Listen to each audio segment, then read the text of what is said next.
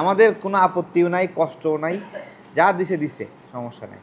আমাদের নাম শেখ হাসিনা তালিকায় লেখা আছে, ওটাই যথেষ্ট। আমার কাছে মনে হয়েছে এটা কোনো সচিব বা আমলা লিখছে, ঠিক আছে। জুলাইয়ের ঘোষণাপত্রের একটা মায়া থাকবে, মানুষ এটা পড়লে খুব পুলকিত হবে। এইটা এখন জুলাইয়ের মালিক হলো সচিব এবং আমলারা, ঠিক আছে। তারা বক্তব্য দেয়, আমরা শুনি দর্শক হয়ে।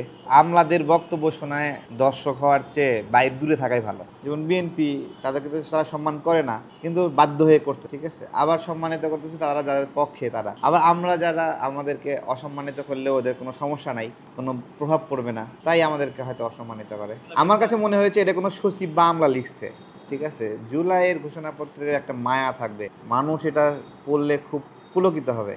এটা একটা ঐতিহাসিক বিষয়, সেই মায়াটা নাই। চলে, এটা একবারে বাতিল না, ঠিক আছে। ঘোষণাপত্রে যা লিখছে মোটামুটি এটা আপনার হলো, আমাদেরকে লিখলে দিলেও আমরা কিছু অংশ বাদ পড়তো, ঠিক আছে। বা অন্য আরেকজন লিখলে তারাও তাদের তাদের চোখ থেকে যেগুলো গুরুত্বপূর্ণ তারা দিছে, এখন সব আসে নাই, সব আসা উচিত ছিল। এই বিষয়গুলো সম্মানিত করলে দুটো লাইন বা বেশি লেখা হতো। হয়তোবা তারা শাপলা চত্বরকে মনে ধারণ করে না যারা লিখছে, হ্যাঁ, ওগুলো তাদের টাচ করে না হয়তোবা। আমাদের আমাদের এতগুলো সেনা কর্মকর্তা মারা গেছে, আমাদের লস হয়েছে বাংলাদেশের, এটা তো ধারণ করে না হয়তোবা। আবরার ফাহাদকে তারা হয়তোবা ধারণ করে না। দুটো লাইন বেশি লেখা লাগতো হয়তোবা, তারা লিখতে চায়নি, অথবা তারা চায়নি যে ওই বিষয়গুলো আসলে এই বিষয়টা, জুলাই বিষয়টা একটু হালকা হয়, হ্যাঁ।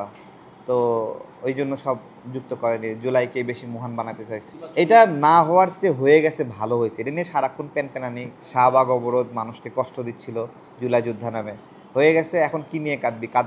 আমাদের কোনো আপত্তিও নাই, কষ্টও নাই, যা দিছে দিছে, সমস্যা নেই। আমাদের নাম শেখ হাসিনা তালিকায় লেখা আছে, ওটাই যথেষ্ট।